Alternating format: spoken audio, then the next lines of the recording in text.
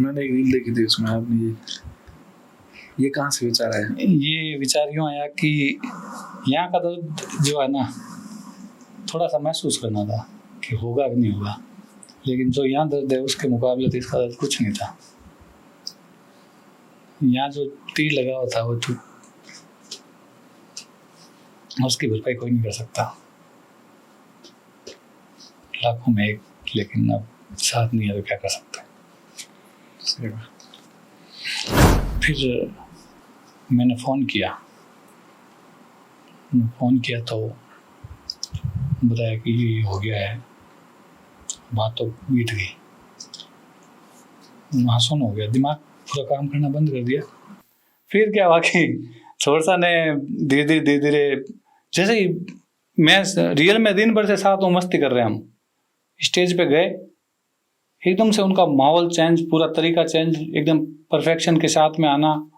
फिर मैं एक दिन बहुत रोए आप परमेन की वजह से? परमेन की वजह से बहुत रोया। तो दोनों ने लगभग 40-50 लाख रुपए समथिंग कमा लिए होंगे। 8,000 इन्वेस्ट करके 50 लाख कमा लिए। ये अगर आप अपने चैनल पे अपलोड कर दो। नमस्कार, टीजीएस में आपका स्वागत है और मैं हूं आपके साथ गोकुल चौधरी। और हमारे स्टूडियो में मेहमान हैं, अगर आपसे रूबरू कराएंगे तो आपको लगेगा कि वो रोमियो, जिसको राजस्थान के बहुत सारे लोग पसंद करते हैं, जो राजस्थान की फिल्म इंडस्ट्रीज में सबसे पहले अगर वीडियो और इस ऑडियो को रिलीज करने वाले जो राजस्थानी गाने थे, उनको लेकर के जो चर्चित है, वो चेहरा आज हमारे स्टूडियो में है। कहीं से हमने भी पकड़ लिया आज, जो मिलते नहीं आसानी से, पर हमारी किस्मत अच्छी थी कि आज हमारे पकड़ में आ गए हैं। तो बहुत सारी बात करेंगे इनके जीवन से जुड़ी हुई, राजस्थान के इस फिल्म संगीत से जुड़ी हुई बातें, राजस्थान की इंडस्ट्रीज कहाँ कैसे चल रही है और क्या स्कोप है, बहुत सारी बात करेंगे। इस पॉडकास्ट को शेयर करिएगा। मैं स्वागत करता हूं आप सबकी आज्ञा से हमारे अजीज स्टार सुरेश कुमार जी का। भाई साहब, आपका स्वागत है। धन्यवाद जी। शुरुआत आपके जीवन से कर लेते हैं कि ये सुरेश कुमार जी बने कैसे हैं इस मीडिया में, आज सबके चहेते कैसे बन गए? आपका जीवन परिचय क्या है? ऐसा कुछ विशेष नहीं है। मैं एक सिंपल फैमिली से आता हूँ, जहाँ पे शायद ये रील बनाना भी आजकल जो ऑलमोस्ट ये हो गया है कि ठीक है, नॉर्मल है, सब बनाते हैं। लेकिन जब मैं इस इंडस्ट्री के अंदर आया था, तब ये सारी चीज़ें बहुत मुश्किल थी। अच्छा। जब अगर किसी लड़की के साथ में फोटो डाल देते थे तो लगता था कि इसने तो बहुत बड़ा कांड कर दिया हो। अच्छा। ये रियलिटी थी उस टाइम की। अच्छा। और मैं एक फोटोग्राफर था, उससे पहले इलेक्ट्रिशियन था। जब मैंने काम शुरू किया इलेक्ट्रिक का, 4 से 5 साल तक सुबह घर से साइकिल पे, क्यों बाइक वगैरह बहुत बड़ी चीज़ थी मेरे लिए उस टाइम। अच्छा। तो साइकिल से अपने जो भी राज वगैरह, मशीनें बहुत बाद में आई थी। उस टाइम जब लाइट फिटिंग होती थी, अंडरग्राउंड बहुत कम होती थी, कैसिंग या फिर पाइप की जो फिटिंग होती है वो होती थी। तो उसके लिए थोड़ा होता था, एक छेनी टाइप की चीज़ होती थी जिसे हम होल करते थे, उसके अंदर लकड़ी का ये जो गोचा वगैरह बोलते हैं हम, लकड़ी लगा के और पेच कसते थे। ये बहुत पहले की टाइम की बात है। उसके बाद मशीनरी आ गई, ड्रिल मशीन हो गई, हैमर आ गई, कटर आ गया। साइकिल से शुरुआत की, धीरे धीरे हमने मेहनत की, कोशिश की और थोड़ा सा आगे बढ़े। मेरा शौक़ शुरू से, जब बचपन में छोटा था मैं, तब भी खेलते खेलते, मतलब यूँ था कि बाई चांस कभी कहीं मूवी देख ली, क्योंकि टीवी घर पे थी नहीं। अच्छा। तो बाई चांस किसी घर पे जाके हमने टीवी देख ली, तो वो सीन रात भर घूमते थे मेरे माइंड में। अच्छा। हीरो ये करता है, मतलब हीरो ही दिखता था, शुरू से था ऑलमोस्ट हीरो ही दिखता है, क्योंकि विलन को तो हम ऐसा मानते हैं कि ये तो फैन भी ये होता है कि मैक्सिमम फैन होते हैं वो हीरो के होते हैं। हाँ। क्योंकि जो विलन होता है उसको तो सारे नफरत करते हैं, जहाँ तक मुझे पता है। हाँ। तो मैं हीरो को बड़ा यूँ चाव से देखता था और मेरे को बहुत अच्छे लगते थे वो। तो वहाँ से मैंने शुरुआत करनी शुरू की और माइंड में था कि कभी ऐसा होता था, गुनगुनाता अकेले में कांच में देख के डायलॉग मारता, वो अपनी स्टाइल थी। ये किस साल की बात कर रहे हैं आप? ये बात कर रहा हूँ मैं 2006-07 की। उस समय मोबाइल नहीं हुआ करते थे? नहीं, मोबाइल नहीं हुआ करते थे।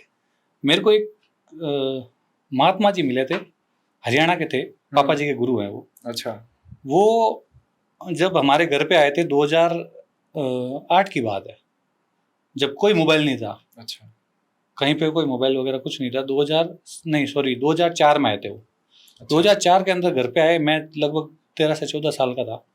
तो घर पे आए और उन्होंने पापा ने बोला, मम्मी ने बोल दिया उनको कि ये टीवी बहुत देखता है, कि बेटा तुम बड़ा होगा ना, तेरे हाथ में जो घड़ी, ये इतनी घड़ी होती है ना, वो प्लास्टिक वाली घड़ी पहनी हुई थी मेरे, अच्छा बोले इसमें टीवी आएगी।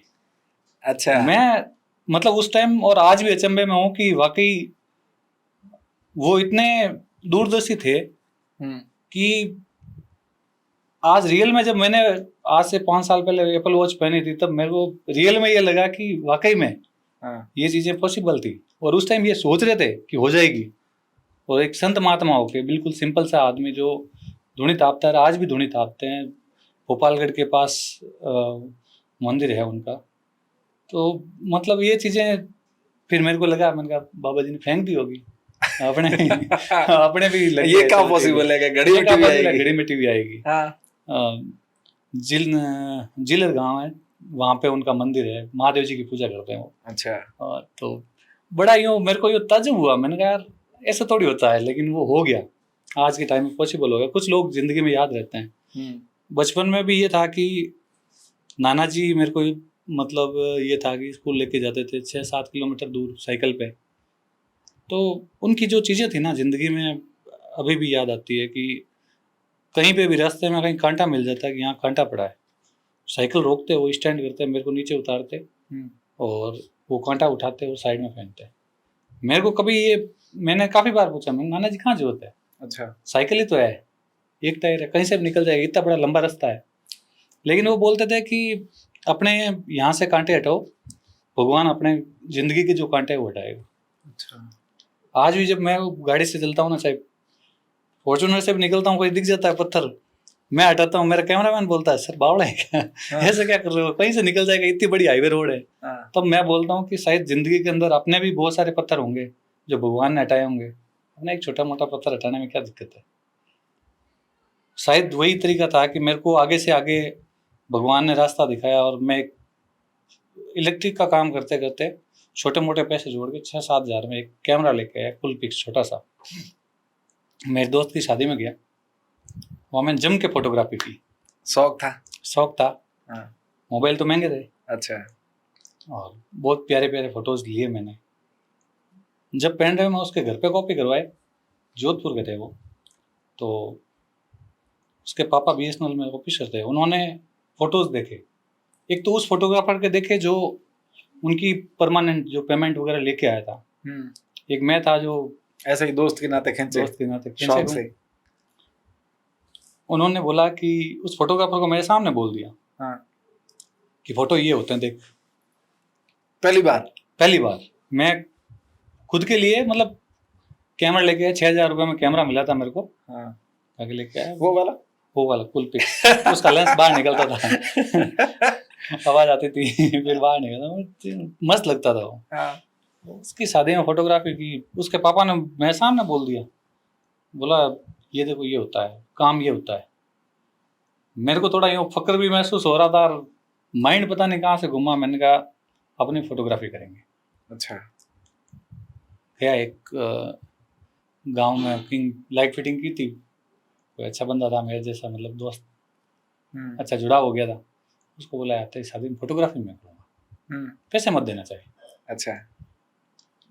एक फोटो निकलती 3 रुपये में, 3 रुपये दे देना, मैं तेरी एक फोटो जितनी भी होती है निकाल के दे दूंगा, या फिर एल्बम भी बना सकता हूँ। तो बोला, उसके पापा को बोला, उनके पापा को तो बढ़िया लगा, ठीक है यार मामला, ये तो घर बैठे गंगा आ गई। अच्छा। बोला फिर वीडियो कैसे बनाओगे? मैंने वीडियो भी कुछ ना कुछ करता हूँ मैं जुगाड़। मैंने एक मेरे मामा का लड़का वो काम करता है फोटोग्राफी का, वो मेरे को शुरू से वो बंदा मतलब काफ़ी पसंद है कि यार फोटोग्राफी वाले बंदे मेरे को शुरू से वैसे पसंद थे, लेकिन वो घर का बंदा रहा तो और उसको बोला यार DV कैमरा दे, मेरे को वीडियो का शूट करना है उसका। बोला ठीक है, ये तरीका है DV रिकॉर्ड करने का, कर लेगा? मैंने कहा हाँ कर लूँगा। मैं उससे वीडियो कैमरा ले गया, इस हाथ में वीडियो कैमरा, इस हाथ में फोटो कैमरा। अच्छा, दोनों एक साथ चला रहे हो? छोटा सा कैमरा था वो, वीडियो कैमरा इतना सा ही था और फोटो कैमरा भी इतना सा। ज़्यादातर फोटो खींचे उसके, वीडियो बनाई। वीडियो में बढ़िया एक बाइक के पीछे बैठ कर बारात की बढ़िया वीडियो बना ली। अच्छा। चलते हुए दोनों दे दिए उनको। जैसे तैयार हुआ कि मैं तो फ्री था, फटाफट तीसरे दिन तो उनको फोटो वोटो निकाल कर एक अटैची वाला एल्बम बना कर अच्छा, चिपका के कर दिया। लो भाई साहब। हाँ घर वाले सारे वो खुश, हाँ। बोले यार बढ़िया काम किया, वीडियो देखा, हो रहे यार गजब काम किया। एडिटिंग किसने करी फिर? एडिटिंग जोधपुर के अंदर सोस्त गेट पे 1-2 बंदे थे, उसने क्या रेट लेते थे उस समय? 300 रुपये 1 घंटे के। घंटे के? अब क्या रेट है? अब तो शायद वही रेट है लगभग, क्योंकि कंपटीशन बहुत ज्यादा हो गया। 300 ही अभी भी? हाँ 500 हो गए। बस? मैं ज्यादा काम मेरे Editing- ऑफिस में काम होता है तो मैं बाहर का करता नहीं हूँ, हाँ। और मेरा काम बाहर नहीं होता है, हम्म। तो मुझे रेट का आइडिया नहीं है, बट समथिंग शायद 300 से 500 रुपये होंगे ज़्यादा मैक्सिमम, या फिर अच्छा काम होगा किसी का तो 800 रुपये 1000 रुपये लेता होगा, अच्छा इससे ज़्यादा नहीं है। अच्छा। तो उसके बंदे का काम हो गया 2500 रुपये में, तो उसके फोटो और वीडियो सारे हो गए। वो भी खुश, मैं भी खुश, मैं अपनी वीडियो देख देख के खुश हो रहा हूँ, अच्छा मैंने इतनी अच्छी वीडियो बनाई। थोड़े दिन हुए, आस पास वालों ने देखा, और मेरे पास में अगली जो आकातीज वगैरह जो हमारे ज़्यादातर वेडिंग होती है, तो तीन जनों ने मेरे को एडवांस दे दिया। क्या फीस लेते थे उस समय? उस टाइम मैंने उनको बोला था, क्योंकि रेट क्या है कि जो मार्केट की थी वही रेट मैंने उनको बता दी। अच्छा। मुझे पता नहीं था कि लोग कम करने के लिए बोलेंगे नहीं बोलेंगे, उन्होंने किसी ने मेरे को कम करने के लिए बोला ही नहीं। हाँ। 300 रुपये सीट, और आज भी रेट वही है। आज उस बात को हो गए 12 साल।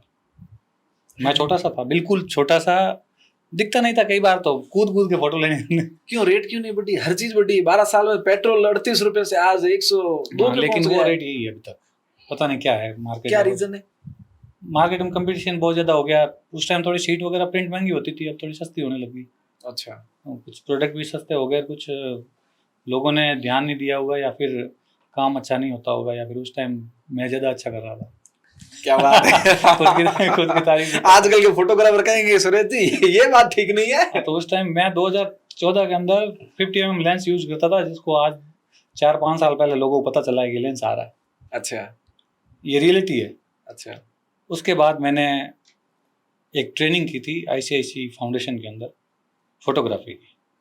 हाँ, मेरे को जो टीचर पढ़ा रहा था ना, उसको इतना नॉलेज नहीं था जितना मुझे था, क्योंकि मैं इन चीज़ों के अंदर घुस गया था पूरा। मैंने 3100 कैमरा आता है निकॉन का, वो ले लिया, क्योंकि मेरे पास अच्छे खासे ऑफर थे आगे, तो मैंने थोड़ा इधर उधर उधार वगैरह करके सेटल कर लिया। अच्छा वीडियो कैमरा भी लेके आ गया HD में। उस टाइम लोग डरते थे कार्ड वाला कैमरा कहाँ में ले रहे हैं, क्या पता कार्ड क्रैश हो जाएगा। अच्छा। तो क्रैश मेरा भी हुआ, किसी का वेडिंग उड़ गई थी। फिर झगड़ा हुआ? नहीं, झगड़ा नहीं हुआ, तो क्योंकि फिर वो उसको मेरी डाटा फोटोग्राफी वापस से कहाँ बहुत, लाई? नहीं डाटा मिला ही नहीं कभी, लेकिन वो फोटोग्राफी से भी बहुत खुश थे। उन्होंने बोला, मैंने कहा देखो जो हुआ ये हो गया, मेरे हाथ में कुछ नहीं है, मेरी कार्ड खराब हो गया। कार्ड भी गलती मेरी थी, मैंने पर्स में डाल दिया था। अच्छा। तो वो पर्स के अंदर दब गया। वो गलती मेरी थी, लेकिन मैंने एक्सेप्ट कर ली जाके कि हो गया जो हो गया। आजकल के फोटोग्राफर के जैसे ऐसा नहीं कि फ़ोन उठा नहीं रहा हूँ, छुप रहा हूँ, भाग रहा हूँ, वैसा नहीं किया। आजकल ऐसा करते हैं? हाँ, डाटा नहीं मिलता या कोई प्रॉब्लम हो जाती है तो फ़ोन नहीं उठाते, अक्सर होता है, अच्छा। मैंने देखा है। बट मैं गया, मैंने बोला मेरे पास डाटा जो है वो चला गया है, कोशिश करूँगा लाने की, अगर हो जाता है ठीक। तो उसके बाद मैंने कार्ड को सेफ्टी से रखना शुरू कर दिया। वो उड़ा ऐसे था कि थोड़ा सा ही पार्ट उड़ा था। अच्छा। काफ़ी वेडिंग थी, फेरे वेरे, लड़की की शादी थी उसके अंदर, जो लड़के की उसके बाद कंटिन्यू होनी थी वो उड़ गई। बंदोली वगैरह सब। तो वो पार्ट तो वैसे मिल गया था, क्योंकि वो तो भी वापस मिले आपको जिनकी हाँ, मिलते शूटिंग करी? हैं, उन्होंने मिलते कहा नहीं हैं। सुरेश भाई आप खुद वीडियो शूट करा रहे हो HD में और हमारा उस दिन कल्याण कर दिया आपने। बोला उन्होंने, बट ऐसा हो जाता है कि सामने से कुछ वीडियो मिल गए थे। अच्छा। सामने वाली पार्टी भी थी। मेरा एक अच्छा रूल था शुरू से ही, फोटोग्राफर अक्सर देखा है मैंने शादी के अंदर, जो लड़के वाले और लड़के वाले आपस में जलते हैं, और मैं ऐसा था कि उनसे ज्यादा रखता था। अच्छा। मतलब मेरी गाड़ी में घुमाना, मेरे पास, मैंने गाड़ी तो उस टाइम ले ली थी क्योंकि काम अच्छा था मेरे को। उस टाइम 80,000 से लाख रुपए के ऑर्डर मिल रहे थे। अच्छा। तो मैं तो खुद परफेक्ट, मुझे तो कोई टेंशन थी नहीं। मैं खुद का तेल जला के जाता था बारात के अंदर, कभी नहीं बोला किसी को मेरे टंके के अंदर डीजल डलवा दो। अच्छा। ठीक है। सामने वाला फोटोग्राफर खुश, उसको जाता हूँ मैं, बेचारे वो पीछे बिठाते, कोई कोई कुछ करते, मैं बोलता राजा मेरे साथ बैठ, बाकी सब बैठेंगे जहाँ बैठे। ठीक बात। तो स्टाफ को अच्छे से रखो। स्टाफ को अच्छे से रखा, वो खुश। अब जहाँ मैं ट्रेनिंग करने गया, वहाँ पे ये था कि जो चीज़ें उस ट्रेनर को आती थी उससे ज़्यादा मुझे नॉलेज था, क्या होता है फोकस, ये चीज़ें वो चीज़ें। क्योंकि एक तो वो थे कि उन्होंने तो सीखा था अपने काम के लिए, मैंने सीखा था शौक के लिए, फर्क था दोनों शौक में। से सीखी गई चीज बहुत एक्स्ट्रा ऑर्डिनरी होती है हाँ, हमेशा। तो मैंने वो उसको बताया, मैंने कहा ये चीज़ें और होती है। हम्म तो बोलता भाई साहब आप मेरे एसोसिएट ट्रेनर बन जाओ। बन जाऊँगा। हम्म सैलरी बेचारे को जितनी वहाँ से ऑफिस से मिल रही थी उससे प्लस करके अपनी जेब से कुछ और दिए मेरे को। अच्छा। बोला भाई साहब यार उधर से इतनी मिलती है, उधर में मेरा डीजल ही नहीं चलता भाई, मैं गाड़ी लेके आऊँगा, सीधा सा है, मेरे पास जो साधन रहेगा उससे आऊँगा, बाइक में चलाता नहीं हूँ तो मेरे को डर लगता है उस पर, शुरू से ही डर लगता था, बाइक में कभी नहीं चलाता। क्यों, ऐसा क्या हुआ? 1-2 बार गिर गया था अच्छा। तो काफ़ी जगह लग गई, तो फिर उसके बाद मैंने बाइक को अवॉइड करना शुरू कर दिया। अच्छा। तो धीरे धीरे वहाँ एक ट्रेनिंग करवाई मैंने उसके एसोसिएट, फिर एक जगह मास्टर ट्रेनिंग की, मतलब जो मास्टर ट्रेनर होता है उसकी ज़रूरत पड़ गई। वो ऑफिस से फ़ोन आता है आप करोगे? कर लूँगा।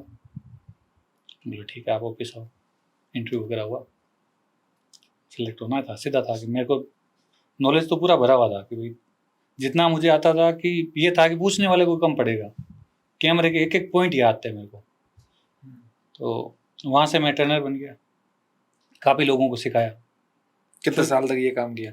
साल भर काम किया मैंने सिखाने वाला? सिखाने वाला। फोटोग्राफी छोड़ दी उस समय? फोटोग्राफी छोड़ दी, तो फोटोग्राफी छोड़ी नहीं, हाँ। बट ये था कि मेरे को टाइम मिल जाता था, जैसे क्योंकि एक तो मैंने रेट थोड़ी अप कर रखी थी, तो मेरे पास ऑर्डर कम ही रहते थे। शुरू से ये था कि शुरू में ज़्यादा थे, फिर मैंने थोड़े और बढ़ा दिए पेमेंट, क्योंकि सीधा सा है कि अगर आप अकेले वहाँ पे अगर किंग हो तो सीधा सा है मन माने सिर्फ मैं हूँ। मुझे पता था कि आसपास वाले कोई वो कितना भी जाके बोल देते ना पार्टी को मैं काम करूँगा, वो सामने से जाते थे, मेरे पास फ़ोन आता था भाई साहब वो आके गया, वो आके जाता है, वो फ्री है, दो उसको काम, मुझे कोई दिक्कत नहीं है। मैं ये नहीं बोलता था कि भाई वो फोटोग्राफर मेरे से छोटा है, नहीं, मेरा काम मेरा हाथ है, मेरे हाथ के अंदर जादू है फोटो खींचने की।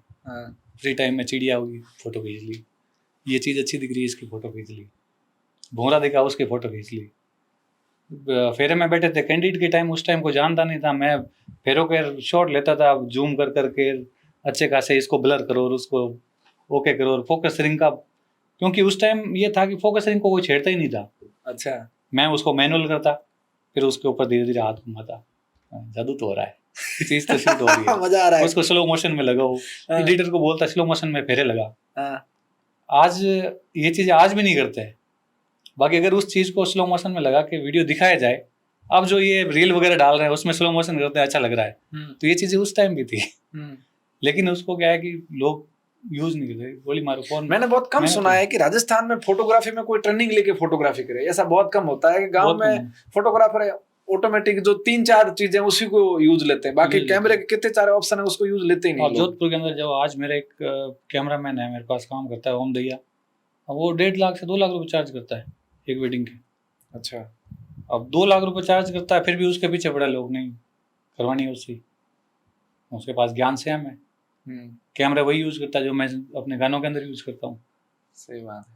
अभी थोड़े दिनों पहले मैंने उसको बोल दिया था ऐसे ही, इतना पैसे खर्च कर तो रहा है, वापिस देखो कि गुरु एक शादी का काम है। अच्छा। मैंने कहा यार अद करता है, कितने चार्ज करेगा? एक ऑर्डर मेरे को 5 लाख का मिल गया। मैंने कहा बहुत बढ़िया है। अच्छा। तो ये चीज़ें क्या है कि आप अगर अपग्रेड रहोगे तो आपके पास पैसा दौड़ के आएगा। फिर मैं वहाँ से फोटोग्राफी के टाइम हम और लिचू मारवाड़ी मिले वहाँ पे। कब? मेरे पास में एक मदन नाम का लड़का, जो अभी मदन लिचू के साथ ही काम करता है। हाँ, वो मदन भाई, वो नाम लेते हैं वीडियो, वो मदन। हाँ वही। अच्छा। तो मदन मेरे साथ काम करता था। मदन ने बोला कि लिचू काम करने में इंटरेस्टेड है, जो भी है कर लेगा। अच्छा। फोटोग्राफी में बहुत बढ़िया, दिमाग भी उसका तगड़ा है। मैं गया, अब कुछ भी मानो मेरे को उससे जलन होती थी। लिचू से? लिचू से। क्यों? आप तो कह रहे मुझे फोटोग्राफर आपने कहा मैं कभी फोटोग्राफर से जला ही नहीं, लेकिन उससे होती थी। अच्छा। वो मेरे से भी एडवांस था। अच्छा। मतलब ये था कि मैं उसको बताता ये चीज करनी है, वो मेरे से और 2 कदम आगे। हाँ। तो मतलब यूँ था कि जलन एक वो होती थी कि प्यार वाली जलन, यार ये मस्त है बंदा, चाहे कुछ भी बोलो, टैलेंट है। उसके साथ मैं ऐसा लगा हुआ कि हम साथ में रहते, दिन भर हम साथ ही रुकते, मदन और हम कंटिन्यू, वेडिंग सीजन चल रहा था, 2 महीने से कंटिन्यू साथ में, ना सोना जगना, 2 घंटे नींद। आज के फोटोग्राफर को बोल देना फेरे चल रहे हैं कंटिन्यू, और अगर सोए नहीं बंदा 2 दिन तक तो उसको अगर बाई चांस बोलते वो गुस्से से लाल हो जाता है। हमने ऐसा ऐसा टाइम निकाला है कि 1 घंटा सोए मुश्किल से। कंटिन्यू लड़की की शादी चल रही है, फेरे हुए, अगले दिन नेक्स्ट डे वापस दोपहर तक तो उनकी विदाई होती है, वापस बारात रवाना की तैयारी हो जाती है, घी तेल ये वो करके वापस बारात रवाना। बारात में पहुंचने के बाद में भी वहाँ कंटिन्यू प्रोग्राम, और वापस घर में आने के बाद में जाता वगैरह करवाने के बाद में लगभग मानो आप 3 दिन तक एक यूँ नहीं कि टाइम मिल जाए सोने का, पलक झपकाने का, इतना भी काम किया। उसके बाद में कभी इरिटेट नहीं हुआ, कभी किसी को जवाब नहीं दिया, जो भी एज प्रोग्राम सर करेंगे। ये वो टाइम था, मेहनत थी हमारी। फिर आप और लिसु फिर हम साथ में थे, फिर हम गाने देखते थे, वो कॉमेडी देखता था, वो फैन अलग ही बंदे का। हाँ। मेरे कॉमेडी, मैंने कहा यार ये मत दिखा। वो किसका फैन है? वो क्या नाम है उसका, वो रोस्ट करता कैरी मिनाटी। अच्छा, वो उसका फैन। अब मेरे को गंदे गंदे वीडियो दिखाता। हाँ, वो तो गालियां भी देते हैं। गालियां देता बहुत सारी। मैं कहा यार ये मत दिखा यार मेरे को, हाँ। मेरे को ये पसंद नहीं, मैं तो गाना देख। अच्छा, देख ये हरियाणा वालों ने देख कितना गाना मस्त किया है। हाँ। उस टाइम गाने आते थे, अंजलि राघव के मोस्टली गाने थे, बहुत प्यारे प्यारे गाने शूट होता था। उस टाइम में एक चैनल था, अब तो शायद नाम चेंज हो गया, वो उसके ऊपर गाना आया था, बीकानेर के अंदर शूट हुआ था, गोल गोल घूमने, सतरंगी लहरियों से मैच ही था गाना। तो मेरे को वो गाना बहुत प्यारा लगा था, हमने खूब देखा उस गाने को। अच्छा, फिर मैंने कहा कभी टाइम मिलेगा तो ऐसा शूट करेंगे। टीचू ने बोला हाँ हम तो कर सकते हैं। वहाँ से हमें थोड़ी सी एक पॉजिटिविटी, हम दोनों को आपस में पॉजिटिविटी मिलती थी। अच्छा, हम दोनों बोलते नहीं यार, बोला करेंगे, ठीक है किया। फिर मेरे नाना जी एक्सपायर हो गए, तो उस टाइम थोड़ा टेंशन में भी थे, लेकिन मेरे मामा के लड़के हैं तुलसाराम जी। तुलसाराम जी बनगावा बहुत बड़े सिंगर है, तो बड़े सिंगर है, बहुत बड़े सिंगर है। तो तुलसाराम का इनका विवाद क्या चल रहा है राजस्थान में? ये सिंगर क्यों लड़ पड़े आपस में? ऐसा हुआ था कि तुम्हारी कास्ट वैसे है भी कम, तुम सिंगर हो भी बहुत कम, फिर से झगड़ जाते हो आपस में, क्या कंपटीशन? नहीं, उसके लिए नहीं झगड़ते हैं। देखो हमारा क्या सिस्टम क्या रहता है कि हम थोड़ा बुद्धि वैसे यहाँ होती है, लेकिन लोग बोलते हैं घुटने में नहीं है वो। हम विवाह के हम बोल देते हैं, लोग बोलते नहीं, लोग अंदर अंदर रखते हैं, घुटते हैं उसके लिए। अच्छा, ठीक है, कभी भी ये चीज देख लेना आप, जाट सीधा मुंह पे बोल देगा, अगले को अच्छा लग रहा है खराब लग रहा है वो उसका मैटर है। जाटों को संगीत की इंडस्ट्री में क्या महत्व है? देखो संगीत इंडस्ट्री यूँ तो होती है, तो शुरू करें तो या तो पहले जो ये इधर खान वगैरह जो भी गाते थे इनका एक अलग था। जैसे आज मैं आपको बता दूं, एक लेवल होता था कि एक तो होता था कि गुरु महिमा वगैरह ये तो गाते थे, या तो संत महात्मा भजन वगैरह, तो कैटेगरी पहले डिवाइड थी, चीजें तय थी। फिर ये होता था कि किसी का बखान करना है तो उच्चारण, और फिर लव सॉन्ग इस टाइप का, जैसा हमारा वो है, जैसे फोक सॉन्ग हो गया, या फिर शादी ब्याह के अंदर तो ये जो अपने इधर मनियारा वगैरह अपनी इधर काफी है आपके बारे में, मंगनियार वगैरह ये गाते थे। इनके अलावा कोई बीच में नहीं था कि कोई इस टाइप का। जाट उस समय सिंगर नहीं थे।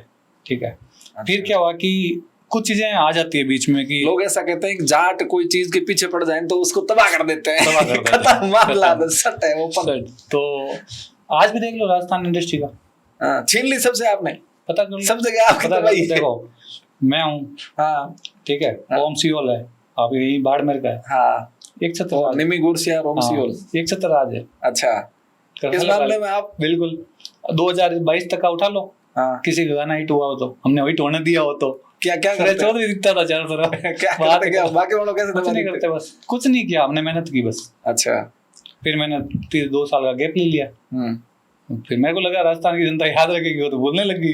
अच्छा, फिर मैं सोचा वापस आते हैं, फिर मेरा शौक है तो मैं शौक को नहीं मरने दूंगा, चाहे व्यूज आएंगे नहीं आएंगे, पैसे कमाएंगे नहीं कमाएंगे, पैसे कमा लिए हमने। अच्छा इंडस्ट्री लोगों को पता चला तब तक छाप लिए हमने कभी प्रमोशन नहीं किया। हमने ओरिजिनल व्यू थे हमारे, लोगों ने हमें प्यार दिया, हमें देखा, और जो चीजें हमारी थी वैसी कोई करने वाला था ही नहीं उस टाइम, क्योंकि हम एकदम परफेक्ट जो चीज होती थी वैसी बना के देते थे, टाइम वही था। वापस लौटते हैं, आप और लिच्छू साथ में काम करना शुरू किया, आपने उनको गाने दिखाए कि विवाद पे बात हो। बनगावा जी वाला। तो विवाद ये था कि तुलसाराम जी बोलते हैं कि भजन की जगह भजन गाओ, भजन संध्या हो रही है तो ठीक है, डांस की जगह डांस करो। और भजन भी किस कैटेगरी का है, अलग अलग कैटेगरी होती है कि आप ऐसे भजन जो एक होता है खुशी में गाने वाले भजन, एक होता है जब जैसे कोई एक्सपायर हो जाता है 12वीं रात जो डांगड़ी रात बोलते हैं उसके दिन भजन होता है।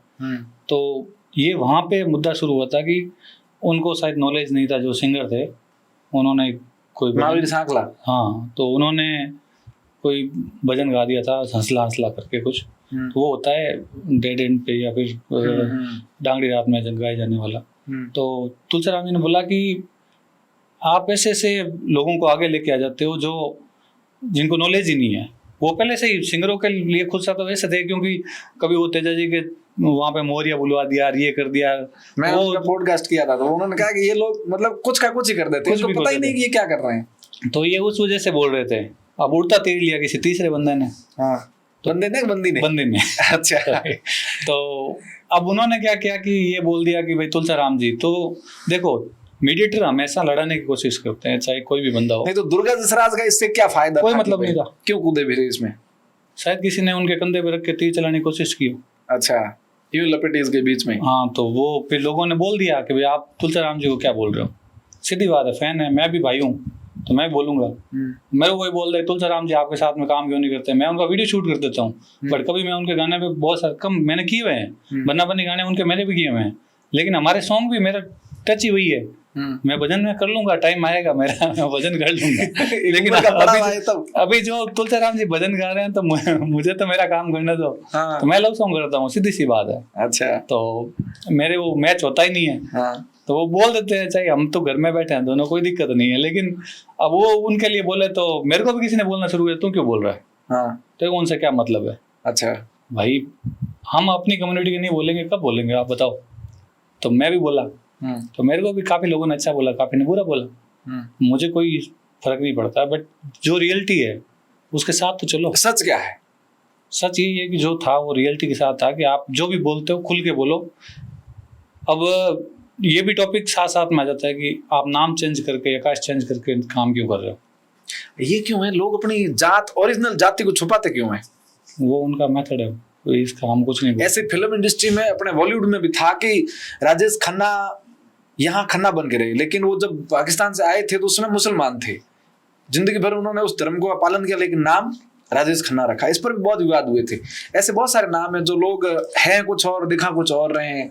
शायद ये होता है भी ये चल रहा है। देखो, इस म्यूजिक इंडस्ट्री बहुल्य जनता जो है वो राजस्थानी भजन और ये गीत देखती है, वो होते हैं हिंदू, जिसको सुबह शाम, मैं अगर सुबह जल्दी उठ रहा हूँ मेरे घर में भजन बजेंगे, टीवी पे मैडम जी लगा देते हैं, सुबह भजन चल रहा है, शाम को आरती हो रही है तो भी वो हिंदू की आरती। अब उसमें किसने गाया है, कई बार ये देखा जाता है कि किसने गाया है, तो उसका नाम भी अगर हिंदू टाइप का है तो हम सोचते हैं कि नहीं यार, अपने घर का है। मतलब एक होता है, फैमिलियर होते हैं, अपना परिवार का कोई बंदा अच्छा काम करता है या कैसा भी करता है, लेकिन हमारे लिए हमेशा अच्छा ही रहेगा। अच्छा, तो हम उसको देखते हैं यहाँ यार, तो वो इस वजह से शायद ये सोचते होगा कि हिंदू है तो हिंदू नाम रख लेते हैं, चलेगा। या काश दुर्गा दशरथ हिंदू नहीं है, उनका शायद कुछ और है, छोड़ो इस मैटर को, चलो आगे रहने देते हैं। ठीक है।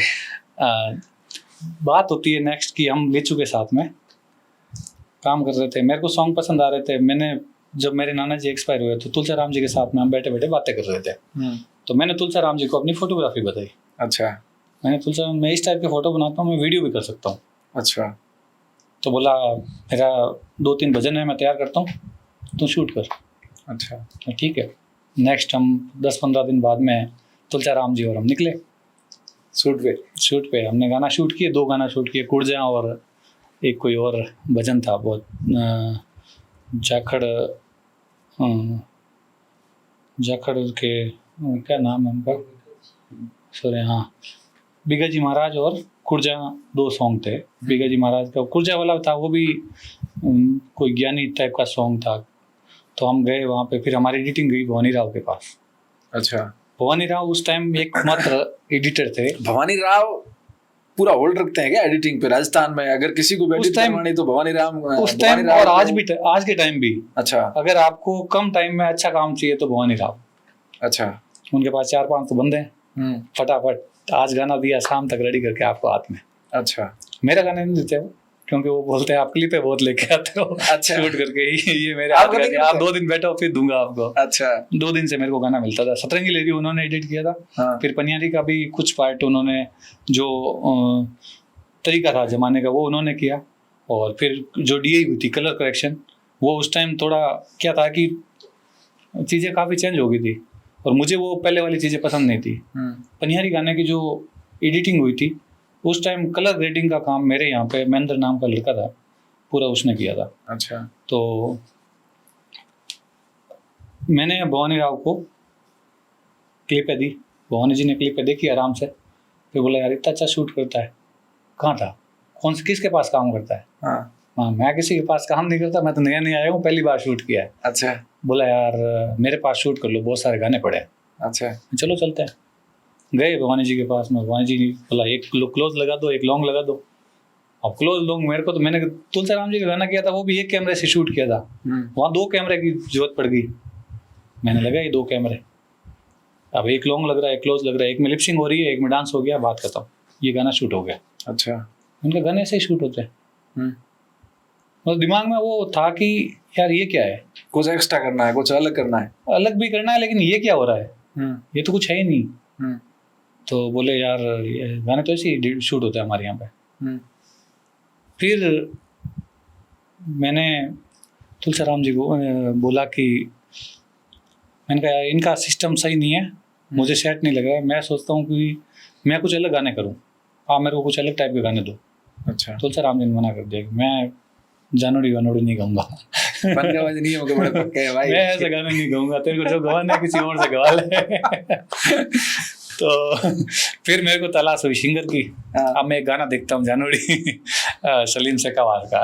अच्छा बढ़िया डीजे बज रहा है, लड़की डांस कर रही है, बट मुझे उसके अंदर ये लगा कि ये डांस ही कम था, मतलब डांस नहीं होना चाहिए, इसकी जगह स्टोरी चलनी चाहिए ताकि लोग देखें। तो मैंने उनके पास कुछ गाने रिकॉर्ड किए, उसमें से एक गाना था सतरंगी लहरियो, छोटू सिंह जी रावणा ने जो गाया। उस टाइम छोटू सिंह जी नए नए आए थे। अच्छा आप पहले से हो इस फील्ड में? न पहले से नहीं, मतलब वो जस्ट आना साथ साथ में हुआ। अच्छा टकराए वहाँ पे। अच्छा वो कैमरामैन ढूंढ रहे थे, मैं सिंगर ढूंढ रहा था। अच्छा वो आवाज़ बहुत प्यारी थी, मैंने देखा, मैंने कहा छोड़ सा आप जितने गाने करो मैं शूट कर दूंगा, आपसे एक पैसा नहीं लूंगा।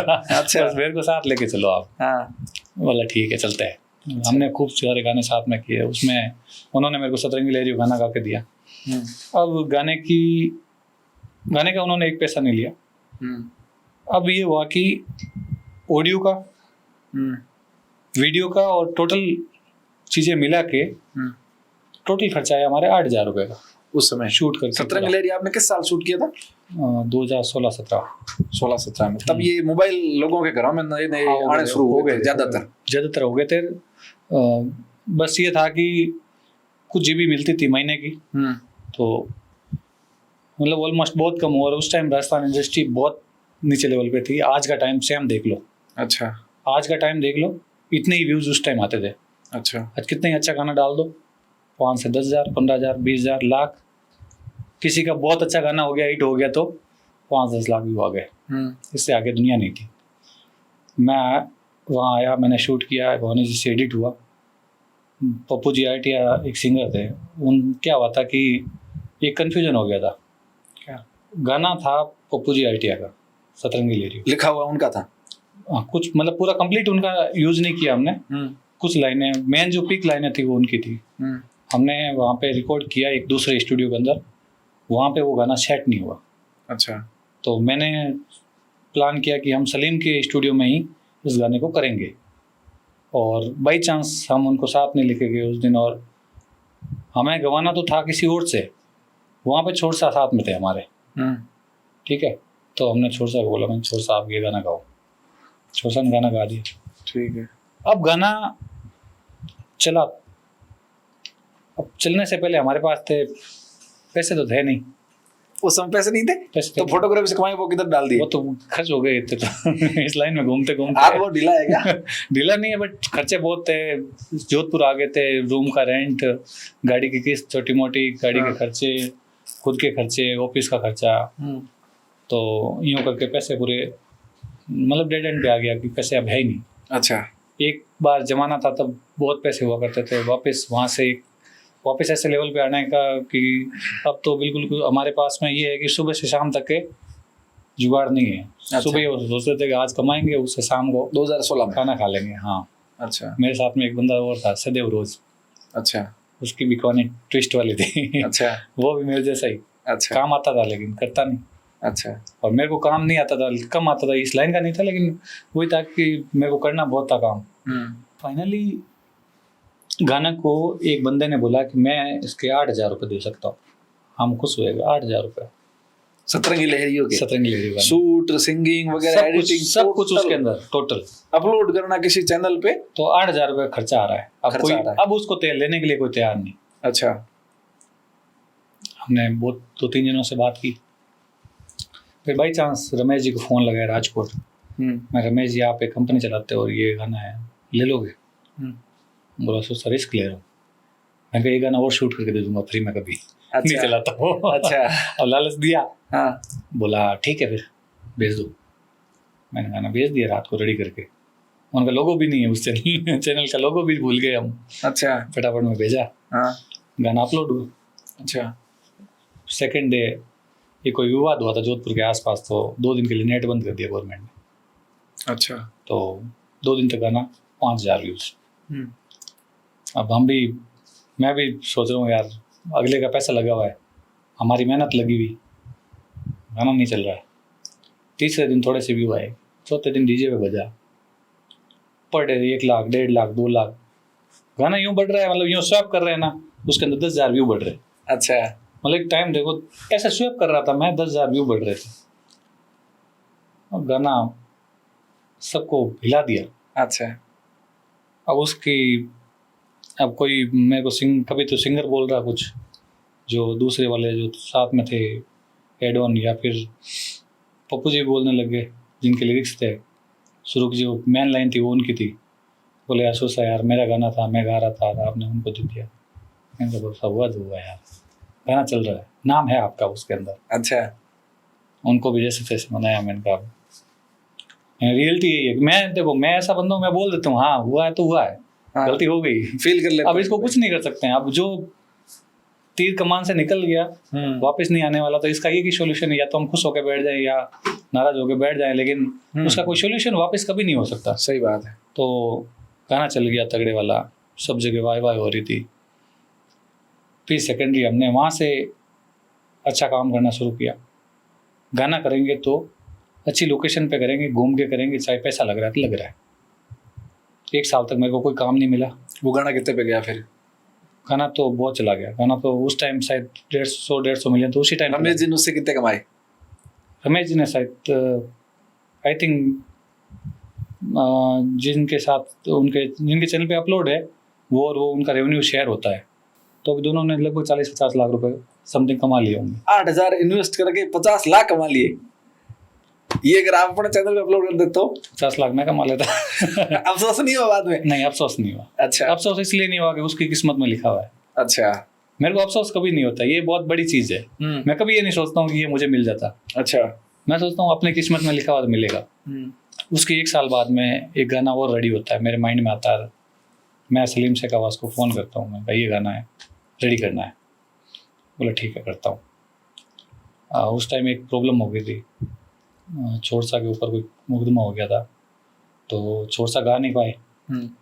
पनियारी गाना भी छोरसा गाने वाले थे। अच्छा बट मतलब लिखा होता है ना किस गाने को किसको गाना है, तो पनियारी गाना छोरसा नहीं गा पाए, और सलीम शेख आवाज़ ने पनियारी गाना गा दिया। अच्छा पनियारी गाना फिर से वही स्पीड, अच्छा उसकी क्वालिटी टॉप। किसको दिया ये फिर? खुद का, आपके चैनल पे? खुद के चैनल पे। फिर लगा नहीं कि यार रिस्क ले रहा हूँ, चलेगा कि नहीं चलेगा? यार लगा कि यार चलेगा भाई। उस टाइम मेरे को खुद पे बहुत भरोसा था। हाँ मैंने कहा चलेगा।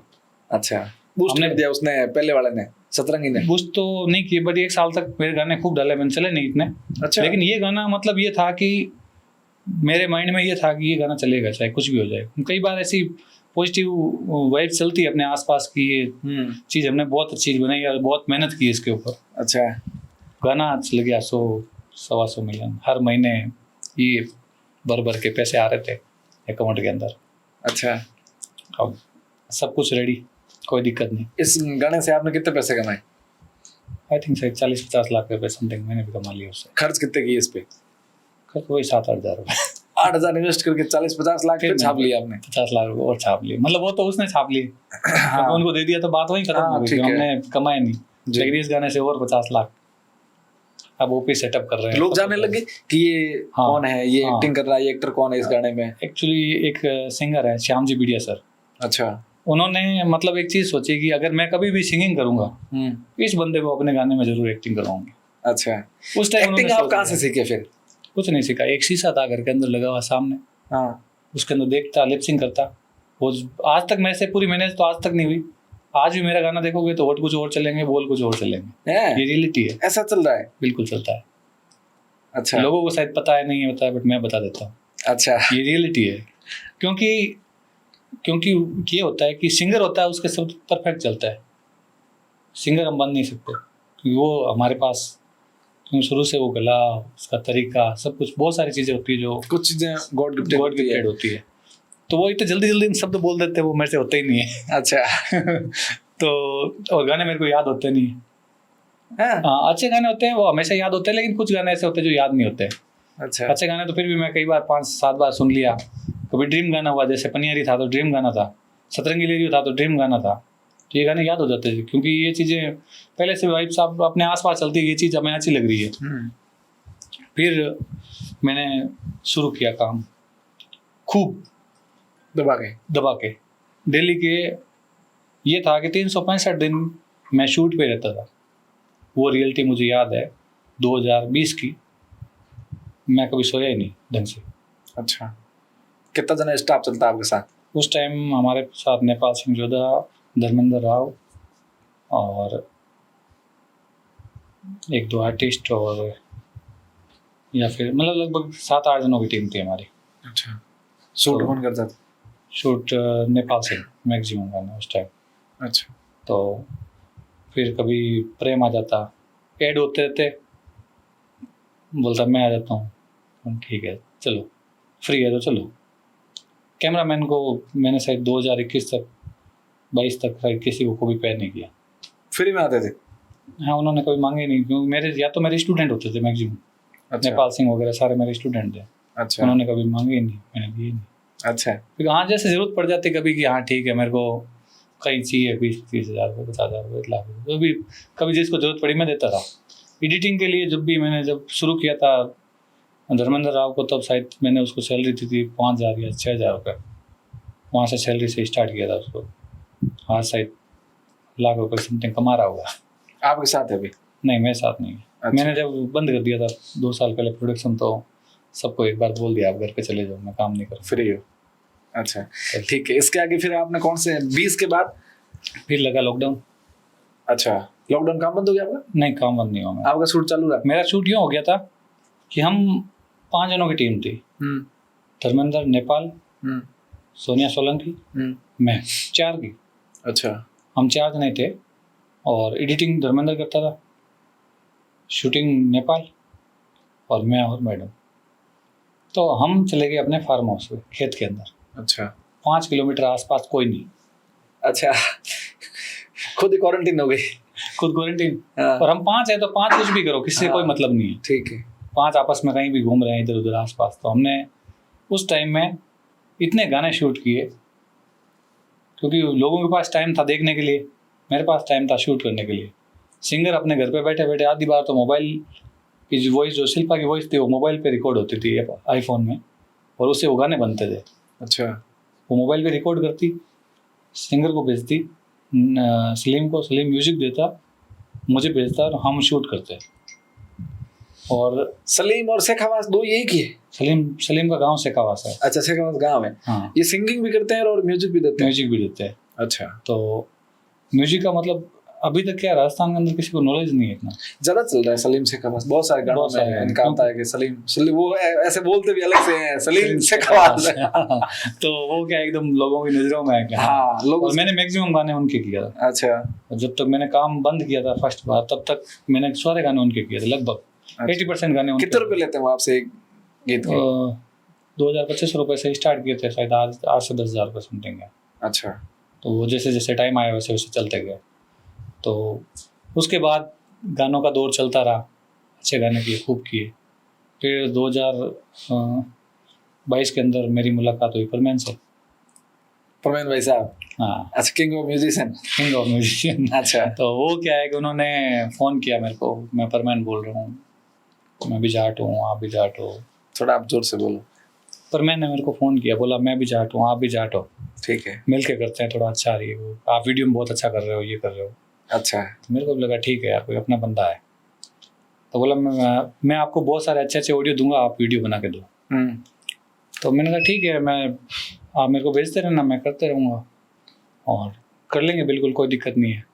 फिर 1-2 गाने मेरे को दिए, जी म्यूजिक का हमने शूट किया। फिर मुझे लगा हाँ यार, म्यूजिक वाकई में अच्छा है, सुनने लायक है, ठंडे मतलब जब गाड़ी के अंदर बैठे रहते हैं सुन सकते हैं। तो मैंने परमैन से एक डील की। हाँ, मैंने बोला मेरे को गाने दो, मैं आपको पेमेंट करता हूँ। अच्छा, तो बोला ठीक है, हमारे बीच में एक डील हो गई। फिर परमैन साहब ने फ़ोन उठाना बंद कर दिया काफ़ी टाइम तक। क्यों? पता नहीं क्या था, कुछ समझ में नहीं आया मेरे को। कभी बोलते कोई बीमार है, कभी कुछ कभी कुछ। फिर मैं एक दिन बहुत रोया। रोए आप परमेन की वजह से? परमैन की वजह से बहुत रोया। क्यों? क्योंकि मैं एक ऐसे भंवर में फंस गया था, मुझे बहुत अच्छा काम करना था, अच्छा, बहुत तगड़ा काम करना था मेरे को। मैंने कहा मैं ऐसे वीडियो बना के दूंगा कि लोग देखेंगे अच्छा, और सोचेंगे कि ये बॉलीवुड का काम है रियल में। अच्छा, फिर मैंने एक गाना भी किया था उस टाइम, नए कैमरे भी लिए, इन्वेस्ट भी किया हमने। 2 कैमरे लिए थे उस टाइम, S3, 10-12 लाख का मेरा इन्वेस्ट हुआ था। फिर हमने परदेसी गोरी नाम से गाना किया, अच्छा, रिजल्ट बहुत प्यारा मिला। अच्छा, सेम बॉलीवुड टच मिलेगा, आप गाना देखना। फिर परमैन ने एकदम से फ़ोन उठाना बंद कर दिया और गाना देने बंद कर दिए। मैं रोक के उसको फ़ोन कर रहा हूँ, मैं फ़ोन तो कर दिया था, फिर मेरे गुस्सा भी आ रहा था और रोना इसलिए आया कि कोई अपना बन के मेरे को चीट कर रहा है। अच्छा, नहीं तो वो आपको दे क्यों नहीं रहे थे? आप पेमेंट कर रहे हो, पेमेंट किया हुआ था तो उनको, परमेन ने आपको क्यों नहीं दिए? पता नहीं, उसका वो मूडी आदमी है। अच्छा, और मैं ऐसे था कि मैंने कहा अब गाने करूँगा तो अच्छे करूँगा, म्यूजिक मैं ये यूज़ करूँगा, परमेन का। हाँ परमैन का। अच्छा, तो फिर उस दिन के बाद फिर मैंने परमैन को कभी फ़ोन नहीं किया गानों के लिए। अच्छा, मैंने कहा, गुस्सा भी था और दोनों चीज़ें थी। मैं इंडस्ट्री में आने के बाद में उस दिन और एक दिन और रोया था, बाकी मैं कभी, मेरे को रोना आता ही नहीं है, पहली बार फीलिंग आती ही नहीं है। परमेन भाई काहे रुलाए थे? जब डील हो गई थी तो काहे दुख दिए हो? फिर उसके बाद उस टाइम बहुत लोग थे, जो मतलब घर पे भी सारी टीम बैठी थी। अच्छा, तो टीम को पता चल गया कि कुछ गड़बड़ हुई है। अच्छा, फिर गुस्सा आया था, इतना भयंकर गुस्सा आया मेरे को, कंट्रोल किया अपने आप को, ठीक है। फिर वो गुस्सा एक दिन निकाल दिया। कहाँ? क्या हुआ? उसकी गाड़ी तोड़ के। किसकी गाड़ी तोड़ी आपने? परमैन की। कहाँ? एक रिजॉर्ट है HD करके, मेरा कोई फ्रेंड मतलब भाई का। उसके बाद कभी आप मिले नहीं वापस? नहीं, मिलते हैं जब फोन पे आप रोए उसके बाद कभी उसके मिले? बाद उसी दिन मिला फर्स्ट बार कहाँ मिले? जब वो गाड़ी टूटी थी जोधपुर में? जोधपुर में, कोई पास में, मतलब मेरे भाई का रिजॉर्ट था। अच्छा, बट वो क्या हुआ था कि ये था कि फर्स्ट एड भी था मैं पूरा माइंड में। कितने दिन बाद ये मुलाकात हुई? वो तो याद नहीं, मतलब लगभग हुई होगी। उसके बाद मैंने काम नहीं किया था। अच्छा, उस गाने के पर मैंने, मेरे को गाने नहीं दिए, तो उसके बाद मैंने काम नहीं किया काफ़ी टाइम तक। अच्छा, मैंने, क्योंकि यार एक जो बंदा अपना बना लेता है खास खास इतनी बातें बोल के, वो फिर धोखा करता है, थोड़ा समझ आता है कि यार ये क्या किया इसने। फिर मेरे को एक बंदे से बात होती है, वृद्धराम जी से। वृद्धराम सियोल? VR Seoul. अच्छा, उनसे बात होती है, क्योंकि उस टाइम के बाद मैं फ्री भी था, तो काम नहीं करूंगा, बैठा हूँ, कोई दिक्कत नहीं, मुझे कोई फर्क नहीं पड़ता। इतना क्या हो गया? तो आप सिंगर चेंज कर लेते। माइंड में कुछ चीजें ऐसी होती है जो गलत होनी शुरू होती है, तो फिर गलती होती जाती है। अच्छा, फिर मैंने चैनल भेज दिया। ये लड़ाई पहले हुई या बाद में? ये लड़ाई तो बाद में होती। अच्छा, पहले मैंने चैनल भेज दिया, क्योंकि वो लड़ाई तो मेरा एक फ्रस्ट्रेशन था। अच्छा, वो उसके ऊपर भी निकल जाता, लेकिन वो क्या है, किस्मत अच्छी थी हमारी की गाड़ी तक हो आके खत्म हो गया। मैंने कहा ठीक है, इतने सही, मेरे को पता है गाड़ी खड़ी है, हाँ। इसके ऊपर फ्रस्ट्रेशन निकलेगा तो फिर भी अच्छा है। अच्छा, लेकिन अगर ये आपस में निकलता तो शायद कुछ गलत होता। कहाँ जा रहे थे आप? आपको अचानक हम वही नहीं, मैं तो वहाँ पहले से ऑलरेडी था। हाँ, मुझे पता नहीं था कि वो भी वहाँ पे आ रहा है या फिर ऐसा। वो क्यों आ रहे थे वहाँ? वो कोई काम से आ रहे थे। फिर क्या था कि उनका कोई गाना लॉन्च करना था, उधर से ही लॉन्च करने वाले थे गाना, अच्छा वहीं आके कि वहीं जाके लॉन्च करेंगे। वो किसी और के थ्रू आए थे, सुमसा के शायद गेस्ट थे, सुमसा सुपारी के। सुमसा ने उस दिन मेरे को मैसेज किया था अच्छा कि सुरसा ये मेरे गेस्ट थे और आपने ये बहुत गलत किया। अच्छा तो माइंड में फील भी हुआ कि हाँ गलत किया, बट हो गया जो हो गया, अब कुछ नहीं हो सकता। वही बात है, तीर निकल गई, बात गया। खत्म। हाँ। पछता तो उस वक्त परमेन कहाँ थे? गाड़ी मेरे नाम से थी। परमेन के पास जो गाड़ी थी वो आपके वो नाम मेरे से पापा के नाम से थी। और ये चीज़ थी कि उसका इंश्योरेंस 1 महीने पहले ख़त्म हो गया था। अच्छा परमेन फिर भी उस गाड़ी को जो जयपुर से यहाँ तक ड्राइव करके लेके आया। अच्छा परमेन को मैंने बोला था इंश्योरेंस करवा दिया, बोला मैं गाड़ी चलाता ही नहीं हूँ, अच्छा इंश्योरेंस करवाने की जरूरत ही नहीं है। बाई चांस अगर उस दिन कुछ हो जाता, अनहोनी हो जाती, तो मेरे पापा के नाम पे गाड़ी थी, मुकदमा पापा के नाम बनता। सही बात। गुस्से 2-3 थे उस दिन, क्योंकि मेरे माइंड में जैसे ही मैंने गाड़ी देखी ना, परमेन का गुस्सा तो मैं भूल गया थोड़ी देर के लिए। अच्छा मैंने कहा ये गाड़ी यहाँ आ गई। मैंने कहा बाई चांस इससे कोई बाई चांस आदमी आगे वाला भी आके अंदर घुस जाता या गिर जाता, या किसी की चोट लग जाती, इसके खुद के लग जाती, क्लेम कहाँ से देते? सही बात। अपनी औकात नहीं है उस टाइम की भाई सोचे कि पापा क्लेम देंगे, या पापा के नाम से ज़मीनें बिक जाती है, 50 लाख 60 लाख करोड़ रुपए का क्लेम बनता है, खुद के कुछ हो जाता बाई चांस। मैं तो बोलता हूँ कुछ भी हो सकता है, टाइम का अपने को पता नहीं होता क्या होता है। तो वो चीज़ मेरे माइंड में आई और मेरे एकदम ये दिमाग खराब हो गया। तो ये परमेन ऐसा क्यों किया? पता नहीं, परमेन अब परमेन है वो, परमेन। अच्छा वो मैन के आगे पर कैसे लगा वो समझ में नहीं आया। अच्छा उस दिन लगा कि पर लगे हुए हैं, अच्छा तो मैंने कहा थोड़े झाड़ देते हैं। तो यूं करके हमारा जो भी था मामला, मैंने कहा छोड़ो, गाड़ी तोड़ी। मैंने उसको बोला गाड़ी ये नहीं लेके जाएगा, गाड़ी यहीं रहनी चाहिए, और जो भी अगर इसके पैसे बनते वो मैं दे दूंगा। फिर मेरे पास बात हुई, तो मैंने कहा घर पे आना, कितने पैसे बनते हैं, चाय पी के जाना और पेमेंट लेके जाना, मुझे कोई दिक्कत नहीं है, जितने गाने लिए एनओसी दो, बात खत्म करते हैं। अच्छा परमेन आया घर पे, इसरा और परमेन आए दोनों, मैंने पेमेंट दिया। मैंने कहा आज के बाद दोस्त नहीं रहेंगे हम, ठीक है, जितना था हो गया। दुश्मन भी नहीं है? दुश्मन भी नहीं है, क्यों, खत्म हो गया सारा। अच्छा जितना था एंड करो इसको। तो अब परमेन जाता है जयपुर। मैं कुछ दिन बाद में किसी और का शूट था, तो मैं एज ए DOP वहाँ गया था, एज ए कैमरामैन बोल सकते हो। अच्छा तो मैं करता हूँ, मुझे अच्छा लगता है काम करना। हाँ, शौक अगर आज कोई भी जिंदा है। अच्छा प्रोग्राम नहीं, शौक आज भी जिंदा है फोटोग्राफी का। फोटोग्राफी का कभी भी अच्छा गाना होगा मेरे पास लेके आएगा, बोलेगा जैसा डायरेक्शन करो मैं कर लूंगा। अच्छा विद कैमरा। अच्छा 2 बंदे एक ही, डायरेक्टर भी मैं और कैमरामैन भी मैं। अच्छा मैं शूट कर रहा हूँ सेटअप पे, परमेन आता है गाड़ी लेके। अच्छा मेरे को आके बोलता है क्या कर रहा है ये, मेरे जैसा काम है। तो मैंने कहा परमेन भाई आप ना तो गाने दे सकते हो लोगों को, ना आपसे काम होगा, रहने दो, खत्म करो ना यार, खत्म हो गया, क्यों आके गोचे कर रहे हो, फिर बोलोगे तीर ले लिया उड़ता। अच्छा मैंने कहा बात खत्म हो गई। तो मैं एक बार तो बहुत माइंड से, फिर बोलता एक बात सुन, मैंने कहा मेरे जितने गाना का व्यूज लेके आ जाओ, आधे लेके आ जाओ। 200 मिलियन के मेरे 2 गाने हैं, आप 100 मिलियन का 1 गाना कर लो।